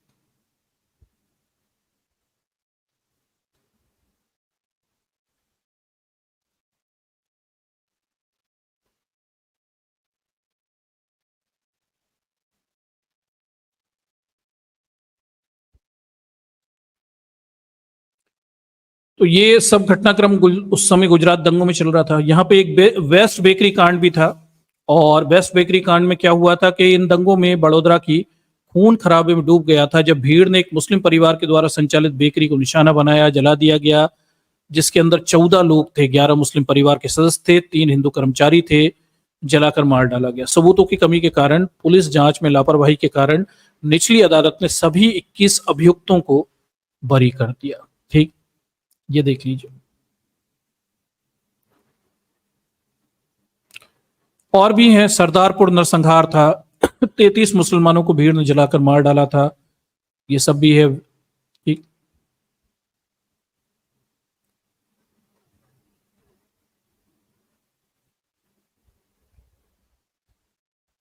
ह्यूमन राइट वॉच डॉग का कहना है कि जितना दावा किया गया है गुलबर्ग सोसाइटी और नरोदा पाटिया में, उससे कई ज्यादा लोग मरे हुए हैं। सरकार के दावे से कई ज्यादा लोग मरे गए। ठीक है, ये कह रहे हैं कि दावा किया है कि कई लोग अकेले अकेले से या समूह में बड़ी बड़ी खाइयों में धकेल कर और एलपीजी सिलेंडर का इस्तेमाल करके आग लगाकर जिंदा जला दिए गए थे, ऐसा कहना है ह्यूमन राइट वॉच डॉग का, नरोदा पाटिया और गुलबर्ग सोसाइटी के संदर्भ में। ठीक,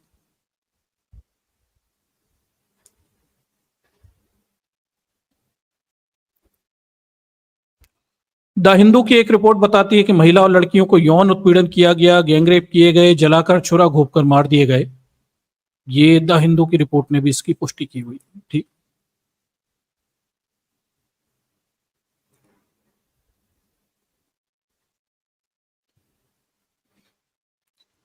फिर 2008 में देखिए मोदी को क्लीन चिट मिल गई थी, और गुजरात को सुप्रीम कोर्ट ने गोधरा के बाद की हिंसा के प्रमुख मामलों के साथ साथ गोधरा ट्रेन जलाए मामले की जांच के लिए एसआईटी का गठन किया हुआ था। ठीक,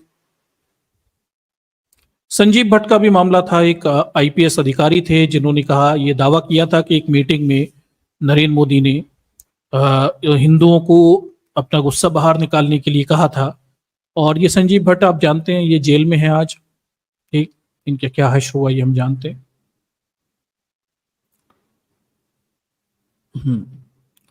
फिर हम ये देखते हैं कि भाई तहलका पत्रिका जो थी, ठीक है, तहलका पत्रिका ने 6 महीने तक एक स्ट्रिंग ऑपरेशन किया और बीजेपी के नेताओं के वीडियो रिकॉर्डिंग वगैरह की, और उससे कई सारे आरोपों में मदद मिली हुई थी, जांच में मदद मिली हुई थी, या कई सारे लोग जो हैं वो उसमें आरोपों को स्वीकार करते हुए दिखाई देते हैं। तहलका पत्रिका ने दावा किया कि 2002 के गुजरात नरसंहार के बारे में क्या बोलते हैं, राज्य में मुसलमानों की हत्या की रणनीति RSS, BJP, RSS, विहिप, Bajrang Dal के शीर्ष पदाधिकारियों के द्वारा बनाई गई थी, और इसे राज्य के अधिकारी तथा मुख्यमंत्री नरेंद्र मोदी की जानकारी और अनुमति से अंजाम दिया गया था। ये तहलका पत्रिका ने जो स्ट्रिंग ऑपरेशन चलाकर वीडियो रिकॉर्डिंग वगैरह की हुई थी बीजेपी, आरएसएस और इन सबके नेताओं की, उसके आधार पर यह बात दावा किया हुआ था। ठीक है, तहलका ने कहा कि उसके पास कांग्रेस नेता एहसान जाफरी की हत्या करने वाले लोगों के प्रत्यक्ष विवरण हैं। बयान में कहा गया है कि बलात्कार के इकबालिया बयान के अलावा नरोदा पाटिया में हुई घटना सहित कई घटनाओं का विस्तृत विवरण भी रिकॉर्ड में है, जहां एक गड्ढे में छिपे दर्जन मुसलमानों पर कैरोसिन डालकर उन्हें जिंदा जला दिया गया था। ये सब भी बातें वहां पे बताई।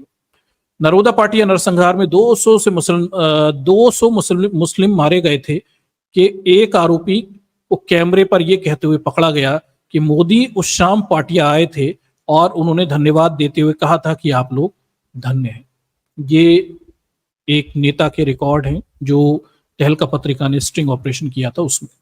तहलका के बयान के अनुसार साबरमती एक्सप्रेस में सवार एक वरिष्ठ विहिप पदाधिकारी ने कहा कि मुसलमानों ने हमारे साथ एक दिवसीय मैच खेला, उन्होंने हमें 60 का लक्ष्य दिया, हमें यह मैच किसी भी कीमत पर जीतना था, इसलिए जब तक आप 600 रन नहीं बना लेते तब तक रुकना नहीं है। मोदी ने हमें जो करना था करने की पूरी छूट दी, पुलिस हमारे साथ थी। ये तहलका पत्रिका के एक वीडियो रिकॉर्डिंग में बीएचपी का विहिप का विश्व हिंदू परिषद का एक नेता स्वीकृति करता दिख रहा है। ठीक, ये देखिए तहलका स्टिंग ऑपरेशन में मोदी की भूमिका। ठीक, कई सारे टेप हैं जो यहां पे जारी किए गए मोदी की संलिप्तता को स्वीकार करते हुए बीजेपी के नेता वगैरह के।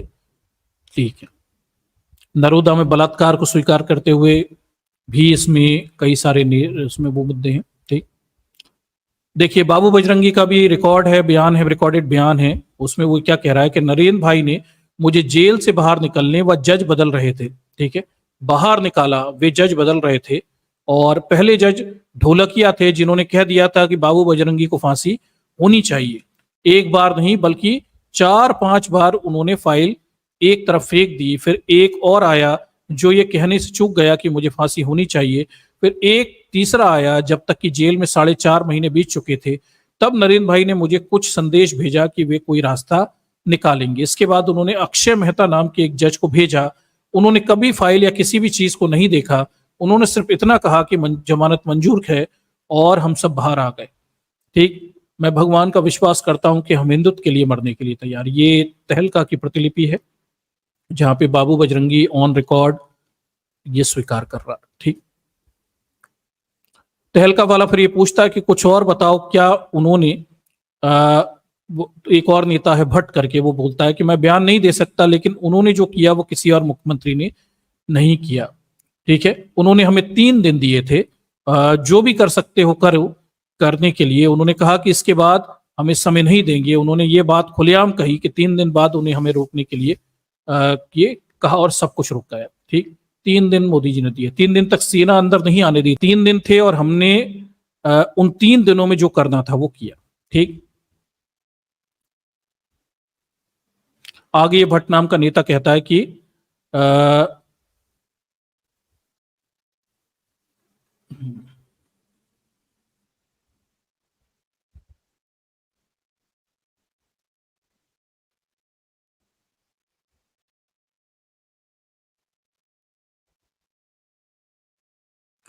गुलबर्ग सोसाइटी के एक आरोपी मदन चावल ने तहलका के ऑपरेशन में ये कहते हुए रिकॉर्ड बनाया कि आरोपियों ने गुलबर्ग में मारे गए लोगों की खोपड़ियों से क्रिकेट खेला था। सवाल यह है कि क्या टंडन ने भी लाशों के टुकड़े करने में मिलीभगत की थी, उनसे उसमें हिस्सा लिया था। ठीक, तो ये एक आरोपी था जो ये बता रहा था। मोदी की संलिप्तता के और भी उदाहरण तहलका मैगजीन ने दिए हुए थे। ठीक है, उन्होंने मोदी ने किसी भी वरिष्ठ नौकरशाहों की मीटिंगें जो उस समय अटेंड की थी उनके रिकॉर्ड दर्ज नहीं किए हुए थे। ठीक,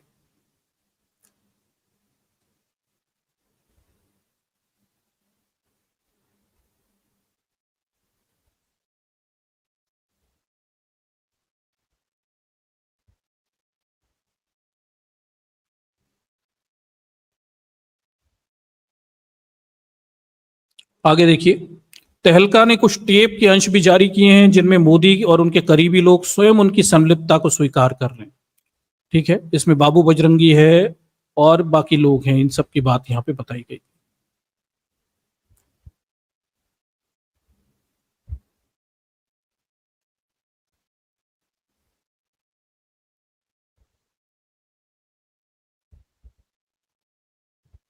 पीड़ितों के पुनर्वास करने में भी सरकार विफल रही। मोदी सरकार एनआरसी के दी गई रिपोर्ट में विपरीत दावों के बावजूद दंगा पीड़ितों को पुनर्वास अनुकूल स्थितियां बनाने में विफल रही। इसके बजाय दंगा पीड़ितों पर हिंसा के अपराधियों के साथ समझौता करने का दबाव डाला गया ताकि उनकी सुरक्षित वापसी और पुनर्वास की शर्तें रखी जा सके। तो जो दंगा पीड़ित थे उन पे भी शर्त रखी गई कि वो केस वगैरह वापस लें या बयान ना दें। ठीक, ये सब भी उस समय घटा हुआ है। तो ये गुजरात दंगों की स्थितियां हैं दर्शकों, और कुछ आधारों पे मैंने कवरेज यहाँ पे किया हुआ है, क्योंकि आप भी जानते हैं सीमाएं हैं, कुछ चीजें ऐसी हैं जो मैं आपको बोल और बता नहीं सकता, यूट्यूब की गाइडलाइन के अंतर्गत भी नहीं आती, और कुछ चीजें ऐसी हैं जो अब रिकॉर्ड से हटा दी गई। जितना आज रिकॉर्ड पे उपलब्ध है हम उस पर तो बात कर सकते हैं। कई विवादास्पद किताबें हैं जो बैन कर दी गई हैं या मीडिया से गायब कर दी गई हैं, उन्हें हम यहाँ पे आपके सामने नहीं रख सकते। ठीक है, और गुजरात फाइल्स करके एक किताब थी राणा अयूब की, वो तो गायब ही है। काफ़ी जानकारियां थी पर वो अब नहीं लाई जा सकती, ताकि चीज़ें मैनेज कर ली गई हैं। 2014 के बाद सत्ता आने के बाद बड़े पैमाने पर चीज़ें मैनेज की गई। ठीक, और अब आपके सामने बहुत सारे सबूत गवाह उपस्थित नहीं है जिनके आधार पे आप बातें कह सकें। बहुत सारी रिपोर्टिंग थी, ये दंगा ऐसा था जिसमें मीडिया एक्टिव थी और बाकायदा बड़े पैमाने पर रिपोर्टिंग की गई थी। लगभग सभी चीज़ों की रिकॉर्डिंग, वीडियो रिकॉर्डिंग और रिपोर्टिंग यहाँ पे उपस्थित थी, लेकिन वो अभी आज की डेट में आपको ऑन रिकॉर्ड कई चीज़ें नहीं मिलेंगी, और कई चीज़ें यूट्यूब की गाइडलाइन की वजह से हम दिखा और बता भी नहीं सकते। जिस सीमा तक बात कर सकते थे उस सीमा तक हमने बात की। एक एक महिला का कैसे बलात्कार हुआ, कैसे स्तन काटे गए, कैसे गुप्तांगों में तमाम सारे नुकीले पदार्थ डाले गए, बच्चों की छातियों में कैसे भाले घुसाए गए, इनका बयान है, पूरे बयान है।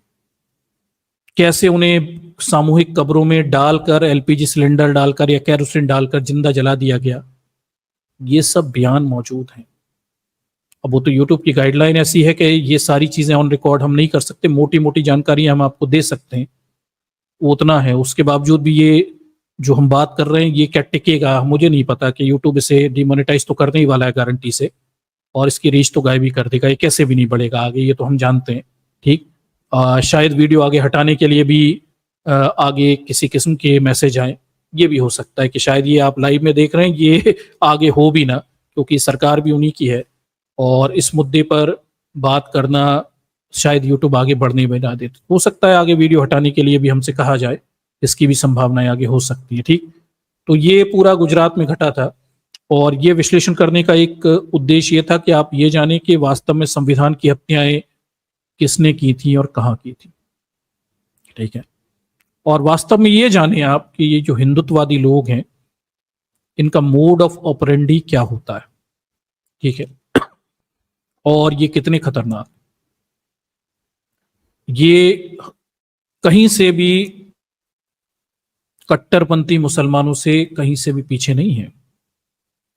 ठीक, अच्छे से ध्यान रखिए, ये तमाम किस्म के अपराध करने में उनसे कई कदम आगे ही हैं, और देश के जो क्या बोलते हैं इतिहास है उसमें इनके अपराध इतने ज्यादा कुख्यात और विख्यात हैं कि इनकी कोई सीमाएं नहीं। इस देश में ये सब घटा है। ठीक, शायद आप नहीं जानते होंगे, कई सारे लोग बहुत बाद में 14-15 के बाद युवा हुए हैं, उन्हें नहीं पता होगा कि इस देश में ये सब भी घटा। ठीक, मिट्टी डाल दी गई है, कारपेट बिछा दिया गया है, और उस कारपेट पे अंबानी के लड़के की शादियां की जा रही हैं, और एक स्वर्णिम माहौल आपको दिखाया जा रहा है, एवरीथिंग इज वेल, और इसके नीचे लाशों के अंबार हैं जिस पर चढ़कर ये सारा स्वर्णिम चित्रण आपके सामने किया जा रहा है। ठीक, और इस पूरे खेल में सबसे आश्चर्यजनक बात है कि झुग्गी बस्तियों में रहने वाले, निम्न बिल्कुल मरा सा जीवन जीने वाले असहाय लोगों से धर्म के नाम पर बदला लिया जा रहा है। ये पूरा एक रोचक चरित्र है जो मुझे दिखाई देता है। जैसे इस देश के SC ST OBC पर अपराध किए जाते हैं, क्यों? क्योंकि कमजोर हैं। ठीक, निम्नतम स्थिति में मृत प्राय हैं, उनके साथ आप कुछ भी कर दोगे वो कुछ भी विरोध नहीं कर पाएंगे। इस देश के SC ST OBC समाज के लोग, कुछ लोग तो इतने ज्यादा असहाय स्थिति में हैं कि उनसे आप कुछ भी कर दो वो कुछ नहीं बोलेंगे, वो बोलने की स्थिति, वो उनका पेट में 2 वक्त का खाना तक नहीं रहता, बोलेंगे क्या? उन पर आप किसी भी किस्म के अपराध करते, यही स्थिति गुजरात के मुसलमानों की। मुसलमान भी बहुत गरीब गुरबा और बिल्कुल दरिद्र स्थिति में, धार्मिक जरूर हैं, कट्टरपंथी भी हैं, लेकिन बहुसंख्यक उनकी स्थिति बहुत खराब। उन पर अगर कोई ताकतवर समाज अत्याचार करे तो बड़े आराम से उन अत्याचारों को अंजाम दिया जा सकता है। 2002 में हमने ये देखा कि किसी जमाने के बाबर अकबर के बदले उन झुग्गी पट्टियों में रह रहे गरीब गुरबा मुसलमानों से लिए गए बड़े पैमाने। ठीक, और ये सत्ता की शक्ति से मिलकर लिए गए हैं। सत्ता व्यवस्था ये सब हाथ में ले ली गई और फिर उसके आधार पे बदले लिए गए। इस तरह से पूरे समाज को सांप्रदायिक बनाया गया। और अब ये दावा भी है कि ये पीड़ित लोग भी हैं। सबसे बड़ा दावा मुझे ये लगता है हिंदुत्ववादियों का, वो ये कहते हैं कि पीड़ित हैं, मुसलमानों ने अत्याचार किए। अब कब पीड़ित हैं? बाबर, अकबर, औरंगजेब, किसके दौर में जाएं? और उस समय के तो कुछ रिकॉर्ड है भी नहीं। आज जो चल रहा है, आपने जो इतिहास में अभी किया, जिसके रिकॉर्ड वीडियो उपलब्ध हैं, उसे नजरअंदाज करके 1000 साल के इतिहास को देखने जाएं और वो भी इनकी बातें मान लें जो औरतों के बलात्कार करते हैं। ये बड़ा अजीब है, दुविधापूर्ण है, दुखद भी है। ठीक, तो अब लोगों को यह तय करना चाहिए कि वास्तव में इस देश के संविधान की हत्या कहां हुई थी और कब हुई थी। ठीक, ना कि इन लोगों पे भरोसा और विश्वास करना चाहिए। ठीक, ये किसी भी किस्म से भरोसे और विश्वास के लायक नहीं है। कुख्यात अपराधी हैं और अपराधी आपराधिक मानसिकता का रहा करता। ठीक, तो ये वो इतिहास है दर्शकों इस देश का, जो इस देश के तमाम सारे नेता जानते हैं, तमाम सारे लोग जानते हैं। इसीलिए बहुत सारे लोग इनके साथ सामंजस्य बिठाकर जीवित रहने की रणनीति को अपनाते हैं। ये आपको कई बार लगता होगा, कई सारे बहुजन नेता इनके साथ बस काम चलाऊ मानसिकता में रहना पसंद करते हैं, कई बार तो विरोध भी नहीं करते। इतिहास इतना ज्यादा विरोध खराब है कि विरोध करने वालों के हाल क्या हुए हैं वो देखिए। ठीक, तो इस स्तर पे हिंसा यहाँ पे अंजाम दी गई है और भयानक स्थितियां हैं। आप उन सारे रिकॉर्ड्स को डिटेल में जाकर पढ़ोगे, उन गवाही के बिल्कुल माइन्यूट पढ़ोगे, मैंने तो मोटी मोटी जानकारी रखी, एक एक गवाही को पढ़ोगे तो आपको पता चल जाएगा कि धर्म के नाम पर किस स्तर पे अत्याचार करके उन पे मट्टी डाल दी गई है। सबसे खराब स्थिति के इजराइल में जो हो रहा है, फिलिस्तीन में जो हो रहा है, दुनिया देख रही है। भारत में जो होता है वो दुनिया देखती नहीं है, उस पर मट्टी डाल दी जाती है, पर्दा कर दिया जाता है। और ये अपराधी खुलेआम जात धर्म की श्रेष्ठता लेकर ऊंचे पदों पर बैठे रहते हैं। तो गुजरात दंगों का पुरस्कार है जो इस देश के लोगों ने, हिंदुत्ववादियों ने नरेंद्र मोदी को दिया है और उन्हें देते रहते हैं बार बार प्रधानमंत्री मुख्यमंत्री बनाकर। ये पुरस्कार है 1000 साल बाबर अकबर के बदले का पुरस्कार है जो इस देश के लोग नरेंद्र मोदी को बार बार प्रधानमंत्री बनाकर उन्हें देते हैं। ठीक, और ये आगे तक चलता रहेगा। अभी इसमें कमी की उम्मीदें भी मत करिए, क्योंकि सांप्रदायिकता इस देश में इतनी गहराई तक व्याप्त है, लोग इतनी गहराई तक कम्युनल सोच रखते हैं कि वो केवल धर्म के आधार पर दूसरे लोगों को इंसान भी नहीं समझते। ये समझिए, बहुत सारे लोग होंगे हमारे ही साथ वाले, हमारे बहुजन समाज के लोग होंगे, उन्हें आज की स्ट्रीम से बड़ी तकलीफ हो जाएगी, क्योंकि वो भी इंसानियत की बजाय धर्मों को देख रहे हैं। हालांकि खुद बहुजन समाज से हैं, पीड़ित हैं, पर वो कहते हैं अरे जाति तो हम देख लेंगे, पहले तो मुसलमानों को देखना, पहले मुसलमानों का। देशभक्ति मतलब मुसलमानों का विरोध, समझिए बात। और अगर मोदी की बुराई कर दी तो फिर तो आप देश विरोधी हो गए। ये हमारे और आपके बीच रह रहे लोग हैं, बहुत सारे लोग तो हमारे लोग उससे। ये सब आप अभी अपने आसपास होता देख सकते हैं। ठीक, तो इतिहास का एक आईना है जो पेज था, जो मैंने आपके सामने यहाँ पे रखा हुआ है। समझिए, जानिए, हिस्ट्री को समझने की कोशिश करिए, देश के इतिहास को जानने की कोशिश करिए। ठीक, और इनके संविधान हत्या दिवस के झांसों से में आने की जरूरत नहीं है। जिनके खुद के इतिहास काले हैं वो क्या दूसरों को काला पीला दिखाने की कोशिश करेंगे। ठीक है, तो ये पूरी एक मैंने एक प्लेस लिस्ट अलग बनाई है संविधान हत्या दिवस की, और समय समय पर मैं और भी मुद्दों पे, मुजफ्फरपुर दंगे भी एक इसमें मुद्दा है, और भी सारे कांड हैं, और सबसे ज्यादा बुरा जो समय चल रहा है वो है मणिपुर। यही मॉडल जो गुजरात में मैंने आपके सामने बताया, ये मणिपुर में ऑन गोइंग है। मणिपुर में औरतें नंगी करके घुमाई गई, वो कोई नई चीज नहीं थी, ये गुजरात मॉडल था जो अभी मणिपुर में ऑन गोइंग है, चल रहा है। कभी तो हमारे पास वो वीडियो आएंगे, रिपोर्ट्स आएंगे, जानकारियां आएंगी। आज नहीं है बीजेपी सरकार में, आज नहीं आएगी, कल नहीं रहेंगे, तब तो गवाहियां, वीडियो रिकॉर्डिंग सब आएंगी कि मणिपुर में कई सालों से ये सब चल क्या रहा है। तब हमें पता चलेगा कि वहां हिंदुत्व का जो प्रयोग चल रहा है मणिपुर में किस मोड़ पे पहुंच गया। ठीक, तो हम उस पर भी कभी बात करेंगे। ठीक, ये है आपके धर्म की स्थितियां, ये है धार्मिक स्थितियां, धर्म के नाम पर किए गए संगठित दंगे, और ये लोग अपराधी सत्ता की शीश पर धर्म की ताकत के साथ पहुंच जाते हैं। आप आरोप प्रत्यारोप लगा सकते हैं। मैं फिर कहता हूं कि भाई आप चाहें तो बाबर अकबर के नाम पर आज के इन झोपड़पट्टी के लोगों से बदले की सोच रख सकते हैं, आपकी निजी सोच होगी,